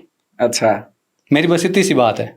उस दिन मेरे को बोल देना, मैं बोलूंगा, मैं खुद आके शाबाशी दे के तेरे वीडियो बना के दूंगा, भैंस तूने बहुत खतरनाक काम किया। अच्छा ये जो मैं बात में भैंस की टांग बोलता हूँ, उसका ही वर्ड था। अच्छा वो बोलता था, उससे मैं सीख गया। अच्छा क्योंकि हम क्लोज काफी हुए, तो बात करते थे रात को 1-2 बजे तक, क्या करना है, नेक्स्ट प्रोजेक्ट कैसे करेंगे, क्या करेंगे।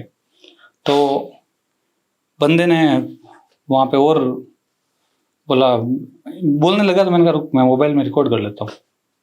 मैंने मोबाइल निकाला, रिकॉर्ड किया। अच्छा सुरेश चौधरी सुन, मेरा गाना 100 मिलियन जाएगा, नहीं जाएगा। मैंने कहा मूंछ मुड़वा लेना बस। अब चैलेंज कर दिया। मैंने कहा तू बोल तो रहा, तो कम से कम मैं भी बोलूं भाई, ये तो बोल। हाँ कि मूंछ क्या मुड़वाना, मैं तो काम बंद कर दूंगा।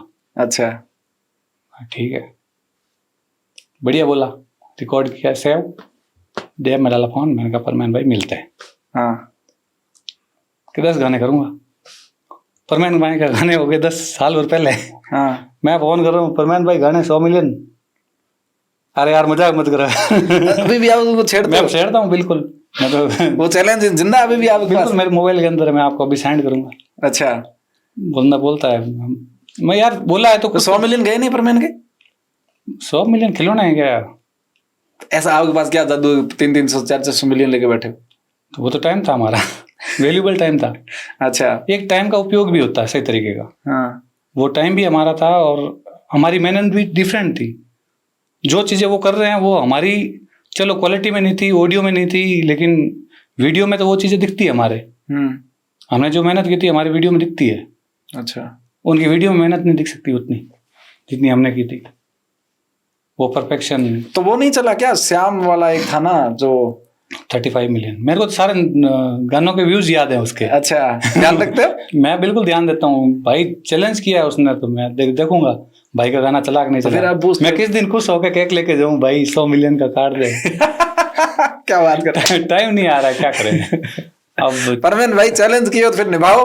अब निभाने का पता नहीं उन्होंने, मैंने उनको 1-2 बार ये भी बोला। पर हम नहीं चाहते परवीन इंडस्ट्री छोड़े। मैं नहीं चाहता। मैं 100 मिलियन नहीं होती यार चैलेंज ये नहीं, मैं ये तो नहीं चाहता चैलेंज वाला मामला आप निपटा लो। हम नहीं चाहते। मैं तो नहीं चाहता कि वो, बट मैंने उसको क्या है कि थोड़ा सा इसलिए बोल दिया था कि देखो कभी भी होश खो ना तो भी ऐसा मत करो कि कभी कोई आपके ऊपर अंगुली उठाए। मैं सीधा दूरियां इतनी नहीं हो कभी नजर ना मिला सको, नजर ना मिला सको, दोस्त ना रहे तो ठीक। तो ये चीजें, ये कंट्रोवर्सी मैंने छोड़सा की वजह से नहीं की थी, उन्होंने मना कर दिया था।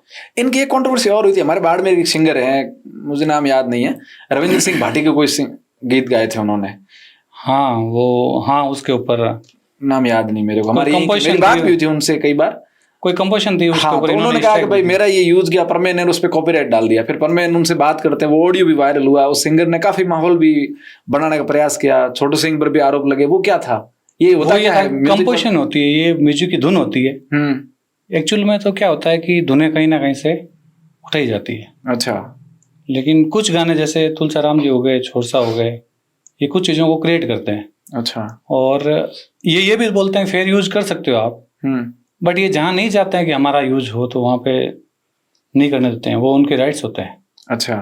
अब राइट्स में ही होता है या तो कोर्ट तक लड़ लो, अब कोर्ट तक नहीं लड़ सकते तो कंट्रोवर्सी कर लो। अच्छा। अब कंट्रोवर्सी में बढ़िया है, फायदा ही हुआ दोनों को दोनों को ही हो गया। अच्छा। दोनों को तो क्या हुआ, लेकिन छोरसा को तो क्या फायदा हो क्योंकि उनका तो गाना था वो कॉपी हुआ था। हाँ। बट इनको अच्छा फायदा हो गया। कैसे व्यक्ति है छोटू सिंह रावना? आजकल उनका दौर है। देखो वो एक बच्चा है, मेरा अच्छा दोस्त है, मैं उसको रग रग से वाकिफ हूँ, अच्छी तरह से जानता हूँ। हाँ। बहुत बचपना है उनके अंदर। अच्छा। और स्टेज के ऊपर जाते ही भगवान की कृपा है उनके ऊपर, पता नहीं जाते ही उनका एकदम पूरा फील, बॉडी लैंग्वेज सब चेंज। अच्छा। रियल में आप एक आदमी में 2 आदमी है। वो 2 आदमी हैं। अच्छा। आप उनसे कभी है ना नॉर्मली मिलना। हाँ। बहुत बचपना है उनके अंदर, हम खेलते थे, लड़ते थे, पूछो मत। अच्छा। इधर से उठा के इधर फेंक देते, छोड़ता छोटे से और लेकिन है बहुत फुर्तीले। अच्छा। तो हम बहुत खेलते, मजाक मस्ती वगैरह करना, हम खूब साथ रहे। तो फिर क्या हुआ कि छोरसा ने धीरे धीरे जैसे ही मैं रियल में दिन भर से साथ हूँ, मस्ती कर रहे हैं हम, स्टेज पे गए, एकदम से उनका माहौल चेंज, पूरा तरीका चेंज, एकदम परफेक्शन के साथ में आना। पता नहीं क्यों एक होता है कि इस बंदे के अंदर मतलब कुछ तो है जो हमें फील नहीं हो रहा है। अच्छा। क्योंकि अगर इतना बंदा प्रोफेशनल है तो बाकी टाइम इतनी मस्ती क्यों कर रहा है? अच्छा। इतना प्रोफेशनल बंदा कि मैंने लाइफ के अंदर उसके जैसा सिंगर नहीं देखा। युवाओं को बहुत, अगर भजनों से इन गीतों से जोड़ने का राजस्थान में काम किया तो उसमें छोटू सिंह रावणा का बड़ा योगदान बहुत। प्रकाश माली के बाद अगर कोई सिंगर है जिससे आम पब्लिक जुड़ी हुई है तो वो शायद छोटू सिंह रावणा, जहाँ तक मेरा ओपिनियन है। बिल्कुल बिल्कुल, क्योंकि उनका ये है कि जब वो सिंगिंग करते हैं ना तो आप मनमोहक हो जाओगे, उनको देखोगे बस। मैं खुद देखता हूँ, खुद एक तक देखते रह जाता हूँ, चाहे वो स्टूडियो में गा रहे हैं, चाहे उनके लिरिक्स बन रहे हैं मन ही मन, मैं उनको गाने ले जाकर देता हूँ ना, छोड़ सा ये गाना गाना है, छोड़ बोला ये लिरिक्स है। अच्छा। सच में डस्टबिन में डाल देते हैं उस पेपर को, खुद गाएंगे। और अच्छा। मस्त वाली चीज निकाल के देंगे, आप खुद सोचोगे यार ये चीज निकल के आएगी, हमने सोचा ही नहीं था। अच्छा। सतरंगी लेरियो के अंदर भी खुद गए, उन्होंने काफी वर्ड चेंज किए थे। अच्छा। तो काफी पीक चीजें हैं जो उन्होंने चेंज कर दी। तो वो लिखते भी खुद है, नहीं इनके काफी गीत ऐसे हैं जो लगता है कि इन्होंने मॉडिफाई करके खुद लिखे हैं। लगभग सारे गाने वो खुद लिखते हैं। राजस्थान में तुलसीराम भनगावा है जो खुद लिखते हैं, या छोटे सिंह राणा? छोटे सिंह राणा खुद लिखते हैं, बाकी लिखते होंगे, लेकिन वो रहता है कि एकदम परफेक्शन के साथ में गाना और लोगों के सामने वो चीज़ प्रेजेंट करने में भी थोड़ा तरीका होता है अलग अलग, तो वो उनका तरीका बहुत बेस्ट है। अच्छा, तो यूँ छोटे सिंह के साथ अब काम नहीं कर रहे आप? छोटे सिंह जी के साथ गाना कर रहे हैं। वैसे मेरा काम ये वीडियो का था, तो मैं ज़्यादा बंद ही कर दिया, तो फिर क्या बोलूँ। वापस लौटते हैं, कहाँ थे? आपने चैनल बेच दिया? चैनल बेच दिया। चैनल बेचने के बाद में परमेन से वैसे भी हमारे थोड़े बिगड़ गए थे। मेरी इधर बात होती है VRC हॉल से। यूँ था कि दोस्ती पे तो मैंने भरोसा करना छोड़ दिया। अच्छा, दोस्त होते ही धोखा देने के लिए। अच्छा, एक दो मिले, तो बाकी से चलो ठीक है, इतनी नहीं थी, लेकिन इससे बहुत थी। परमेन से मिलना जुलना ये वो, तो वहाँ से थोड़ा सा लगा कि यार इस बंदे ने मेरे साथ बहुत गलत कर दिया। तो वो मैंने कहा छोड़ो ये काम, ये इंडस्ट्री छोड़ देते हैं, बात खत्म करते हैं। उस बात से इतना आपको दुख लगा? मैंने कहा इंडस्ट्री छोड़ देते हैं। अच्छा, क्योंकि अगर अच्छा सिंगर हमारे साथ में नहीं है तो हम क्या करेंगे, क्यों कर रहे हैं। तो सलीम शेख आवाज थे ना?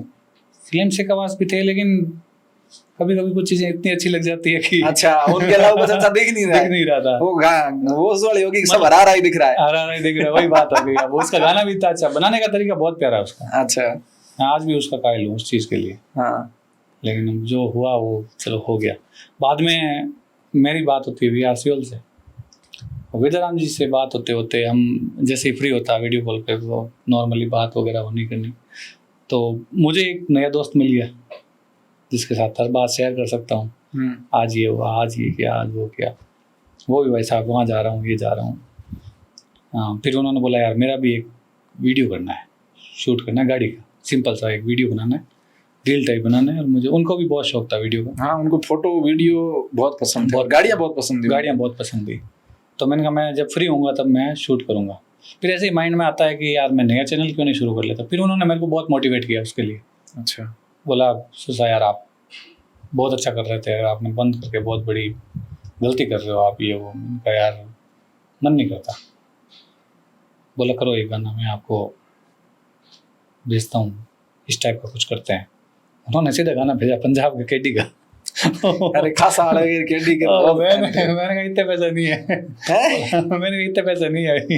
मैंने उनका ऑडियो आता है यार 50,000 रुपये, मेरे पास इतना नहीं है, मैं अपने सलीम से लेते हैं, नहीं चलाना तो मेरे लंका लग जाएगी। बोला पैसे मैं देता हूँ। मैं नहीं यार ऐसी बात मत करो। मैंने मना करके मैंने कहा मैं ऑडियो तैयार करवाता हूँ। आप रुको यार, रास्ता नहीं करवाता हूँ मैं। अच्छा, पैसे पैसे करके मनाया उनको। फिर मैंने सलीम से ऑडियो रेडी करवाया। हम दोनों, मैंने कहा भाई का रोल करेंगे, आप मेरे बड़े भाई बनोगे, मैं आपका छोटा भाई बनूंगा। अच्छा, यूँ करके हमने एक गाना किया साथ में। फिर हमारी दोस्ती अच्छी खासी बढ़ती गई कि जैसे ही होता टाइम मिलता मैं आ जाता या फिर वो आ जाते। कुल मिला के हमारा अच्छा खासा ये हो गया कि मतलब वो उन्होंने एक रील डाली थी बहुत पहले, एक माँ के जमिया कोनी पर, ऐसा कुछ एक गाना है। तो मैं मतलब बता रहा हूँ ना, मैं बहुत कम बार हुआ हूँ। मैं सिर्फ जब यहाँ आया ना, जब वो एक्सपायर हो गए और सुबह सुबह मैं वहाँ से जोधपुर से रवाना हुआ और मतलब घर के सामने खड़ा हूँ, मेरे को ये लग रहा है कि कब वेदाराम जी आएंगे और बोलेंगे सुरसा यार राम राम सा सुरेश जी। मतलब वो मेरे को कभी जी लगा के बोलते थे हमेशा। तो यूँ लगा था कि यार कब वो आएंगे और कब बोलेंगे, क्योंकि हमारा एक वो था कि ड्रीम इसके आगे दोनों भाई खड़े रह के साथ में सॉन्ग करेंगे। वो सपना बस अधूरा रह गया। हम उसके लिए ऑडियो लेके बैठे थे बहुत टाइम से।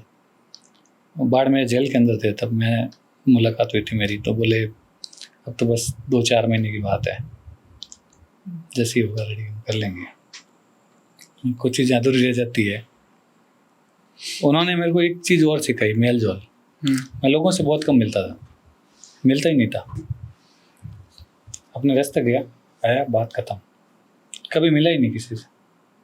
और ये टाइम है कि लगभग ये सोचता हूँ कि 4 आदमी के साथ बैठा रहूँ तो बढ़िया लग रहा है। अकेले बैठे रहने का मन नहीं करता। पहले अकेले बैठा रहता, सोचता रहता गाने की थीम बनाएंगे, चलाएंगे, देखेंगे। लेकिन आज का टाइम पूरा चेंज हो गया और ये लगभग 3 साल से हो रहा है। उन्होंने मतलब मेरे को हर बंदे से बात करने का तरीका, ये वो सारी चीज़ें मैं उनसे बहुत ऑब्जर्व किया मैंने लाइफ में। और हमारे साथ में एक दिन ऐसा आया कि आखिर बात कब हुई आपकी वीरताराम जी से?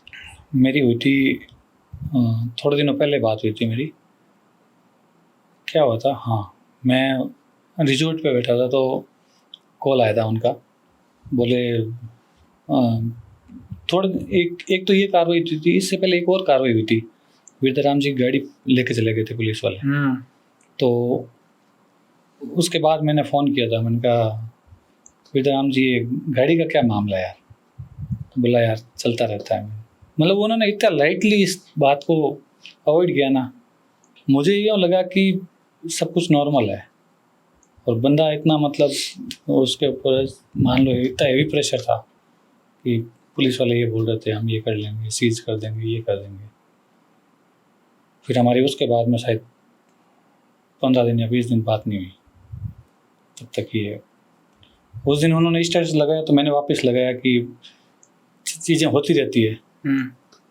उस दिन ये हुआ था कि उन्होंने स्टेटस लगाया तो मैंने ये सोचा कि जो ये हुआ था रिएक्शन, मेरी हिम्मत नहीं थी उनको फ़ोन करने की। उस दिन की रियलिटी में बताऊँ, ये चीज़ मैं दिन भर देख रहा था। दिन भर कोई ना कोई चीज़ सामने आ रही थी। कोई बोल रहा है, एक न्यूज़ वाला बेवकूफ़ बोल रहा है कि इस हवेली को देखो, यहाँ से आने से लोग डरते थे। अरे बेवकूफ़, वो हवेली है जहाँ पे डरना छोड़ो, लोग खुश होते थे उसको देख के कि हाँ है, ये हमारे भाई का आशिया है। अब उनको ये पता ही नहीं, न्यूज़ चला दी ये हवेली थी, इससे लोग डरते थे, ये करते थे। मैं दिन भर देख रहा था उसको और मेरा खून भी खोल रहा था कि यार ये नेगेटिव बोल रहे हैं। अब भाई को फ़ोन भी करूं या नहीं करूं, मतलब वो था कि फ़ोन करूं तो क्या बोलूं कि क्या हो रहा है, या फिर ये बोलूं सब ठीक हो जाएगा। तो मतलब वो उस दिन थोड़ा तो कॉल नहीं किया, बस वो स्टेटस जो था उसका एक कॉपी किया भाई का और लगा दिया। उस बात को मैंने छोड़ दिया। मैंने कल बात करेंगे, जो भी होगा देखा जाएगा, अच्छी वाली बात। फिर तब तक अगले दिन सुबह मेरे पास न्यूज़ आती है, कोई फ़ोन आया कि ऐसा कुछ हुआ है। तो मैंने बोला नहीं ऐसा तो कुछ नहीं हुआ है, वो मकान सीज हुआ है, बाकी ऐसा कुछ नहीं हुआ। क्योंकि मेरे को पता ही नहीं, तो मैं तो यही बोलूँगा नहीं एक्सीडेंट नहीं हुआ। और मैं सोच नहीं सकता कि वो चीज़ हुई है। अब मैं जहाँ पर बैठा हूँ वहाँ बैठा बैठा वाइब्रेट हो रहा हूँ, पता नहीं क्यों। मतलब यूँ लग रहा है कि कुछ गड़बड़ हुआ है। लेकिन फिर मैं मतलब यूँ सोचा कि यार ये आज पैर इतने वाइब्रेट कैसे कर रहे हैं। फिर मैंने सोचा कि इतनी देर खड़ा रह गया, कारीगर काम वगैरह का चल रहा था तो मैं देख रहा था, तो मैंने सोचा शायद उस वजह से हो रहा होगा। घर के पास गया, फिर मैंने फ़ोन किया तो बताया कि ये हो गया है। बात तो बीत गई, वहाँ सुन हो गया, दिमाग पूरा काम करना बंद कर दिया। अब ये सोच रहा हूँ कि मैं ना तो फैमिली को इतना जानता हूँ, क्योंकि हम हमारे थे ना, मैं किसी दोस्तों को जानता हूँ उनके। एक दो खास लोग थे जिनसे मतलब आसपास रहते थे, हमेशा बात होती थी, पता था कि ये भाई बंदा है जिससे बात होती है मेरी और ये करवा सकते हैं बात, तो उनको फ़ोन कर देता कभी काम होता तो। अब ना कुछ समझ में नहीं आया कि जाएं तो भी कहाँ जाएं, किस जगह हुआ है, पूछ रहे हैं, सही जवाब किसी के पास नहीं है। कोई बोल रहा है गाड़ी लेके यहाँ से निकले, ये हुआ और वहाँ से चेंज की। मैं ये तो नहीं हो सकता चेंज की, गाड़ी लेके निकले तो भाई अगर गाड़ी की ज़रूरत होती तो किसी को फ़ोन करते। गाड़ियों की तो कमी थी नहीं, पहली बात तो कमी नहीं थी। मुझे बोलते भाई जोधपुर में उनको पता है कि बाहर ही बड़ी रहती है गाड़ी, तो गाड़ी भी उनके बोलने पे ही मैंने फॉर्च्यूनर ली थी। बोला स्कॉर्पियो जस्ती नहीं है ये चेंज करो, फॉर्च्यूनर लो। तो मैंने कहा क्या गाड़ी का, मैंने कहा ठीक है अच्छी है, मेरे को स्कॉर्पियो, मैंने कहा मेरी फेवरेट गाड़ी है। बोला नहीं, या तो मेरे वाले लेके जाओ या तो ये XC90 लेके चले जाओ, ये रखो, ये थोड़ी और अच्छी लगती है। मैंने कहा हम सिंपल सीधे आदमी हम, लेकिन उस आदमी का दिल बहुत बड़ा था। उनका ये था कि मेरे साथ कोई उठ बैठ रहा है ना तो उसका लेवल भी बढ़ना चाहिए, उसकी भी ग्रोथ होनी चाहिए। विचारों से, माइंड से वो हमेशा प्रेरित करते थे। मैं ई मित्र चलाता था, जब मुझे लगा कि मुझे कोई कार लेनी चाहिए, मुझे कहा नहीं तू स्कॉर्पियो ही लेगा। मैंने कहा भाई मैं कहाँ से पैसे लाऊंगा, मैं कहाँ से स्कॉर्पियो लूंगा, कार में कितने इन्वेस्ट करेगा, उससे 2 लाख और ज्यादा इन्वेस्ट कर दे, ले आया स्कॉर्पियो। और फिर आपसे उन्होंने मेरी गाड़ी बुक करवाई थी, हाँ मेहसाणा से। अच्छा हाँ, सब ये गाड़ी ली थी, तब मैंने ये गाड़ी ली थी। मैंने कहा बुक करवा दो। फिर तो उन्होंने कहा रुक मेरे है जान पहचान वाले, उसमें शायद वेटिंग में थी हाँ बेटी। या मिल नहीं रही थी, तो मैंने कहा यार मिल नहीं रही है, मुझे लेनी है अभी, क्योंकि उसके बाद शायद मेरी शादी नजदीकी थी, फरवरी में मैंने ली थी गाड़ी।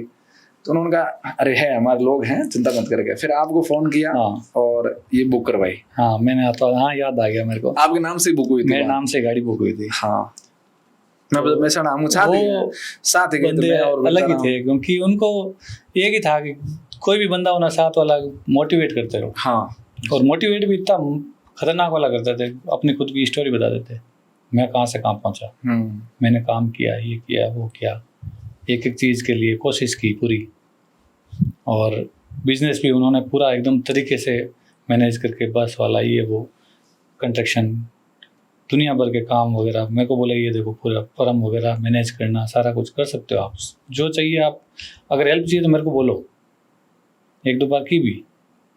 और कैसे बिना मतलब यूँ हो गया कि कहीं मतलब ये था कि एक तो मैं लगभग लोगों से बहुत दूर हूँ, तो मैं अपना निजी बंदा होगा उसी को फ़ोन करूँगा। उस टाइम मेरे आसपास कोई दिखा नहीं, तो मैंने ऐसे ही फ़ोन कर दिया, मैंने ट्राई करते हैं, दे देंगे तो ठीक, नहीं तो बहन जिंदाबाद, अभी लोन के लिए कर देंगे। फ़ोन किया, मैंने कहा पेमेंट की ज़रूरत है, MR ऑफिस जाओ पेमेंट ले लो, काम हो गया हो तब दे देना आराम से, ऑफिस जाओ पेमेंट, कहाँ दूँ ऑफिस, मैं बता दूँगा, पावर टक ऑफिस तक अपना बस वाला, वहाँ जाके दे दो। मैंने कहा यार अनजान बंदा, हेल्प मांगी हाथों हाथ करती, मतलब मेरे हिसाब से कोई नहीं करता है, मैं भी नहीं करता फाइनेंशियली हेल्प के लिए। तो मेरे को अगर कोई बोल देना तो मेरे को पहले ये डर लगता है यार दोस्ती नहीं टूट जाए अपनी। फिर दूसरी बात ये है कि खुद के तामझाम इतने बिखेर रखे हैं कि खुद ही उससे ऊपर नहीं आते, कहाँ से हेल्प करेंगे। तो वो चीज़ें चलती रही। फिर हमारे एक और मोड़ आ गया लाइफ में, उसको थोड़ा अवॉइड करते हैं। उसके बाद मेरे को और लग गया कि हाँ बेहतर इंसान है।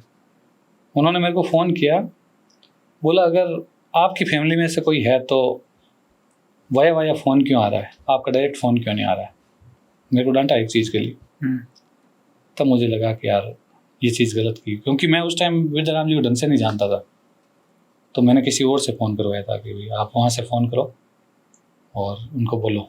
हालांकि मेरी बात हो रही है, लेकिन मुझे तब तक इतने हम खास नहीं थे कि मैं उनको बोलूँ कि डायरेक्ट ये काम निकालना है। तो मैंने वाया फ़ोन करवाया था, उन्होंने मेरे को सीधा मोस्टली फ़ोन किया। आज के बाद किसी और का फ़ोन नहीं आना चाहिए आपके काम की वजह से, चाहे आपकी फैमिली में से किसी का भी काम हो, लेकिन फ़ोन आपका आएगा तो मैं बात कर लूँगा, नहीं तो बात खत्म। आज के बाद फिर मेरे को फ़ोन मत करना, चाहे किसी का फ़ोन और का फ़ोन आ रहा है या कहीं और से, चाहे मेरे मिलने वाला वो है, लेकिन फ़ोन आप करोगे। उसके बाद बात होनी शुरू हुई थी। वो दिन है, आज का दिन है। आज चलो हमारे साथ नहीं है, लेकिन मेरे साथ हमेशा रहेंगे। मैंने एक रील देखी थी, उसमें आपने ये कहाँ से विचार आया? ये विचार यूँ आया कि यहाँ का दर्द जो है ना, थोड़ा सा महसूस करना था कि होगा कि नहीं होगा, लेकिन जो यहाँ दर्द है उसके मुकाबले तो इसका दर्द कुछ नहीं था। यहाँ जो तीर लगा हुआ था वो तो उसकी भरपाई कोई नहीं कर सकता, लाखों में एक, लेकिन अब साथ नहीं है तो क्या कर सकता। अब क्या चल रहा है? बस कुछ नहीं, अब ये है कि अभी शौक पूरे कर रहा हूँ। अभी मुझे ना कमाने से मतलब है, ना मुझे ये लगता है कि कुछ साथ चलेगा। खुशियाँ बांटो, 4 जनों से मिलो, खुश रहो, बस इनफ। इसके आगे अभी गाने बना रहे? हाँ, गाने बना लेता हूँ कभी, जब अच्छा लगता है कि हाँ ठीक, मूड अच्छा है, काम कर लेता हूँ। क्योंकि अब यूँ है कि लगभग सारा सेटल कर दिया है, फैमिली सेटल है, कोई दिक्कत है नहीं। अब आते हैं आपकी इस इंडस्ट्री पे, क्या है ये दुनिया कैसी है?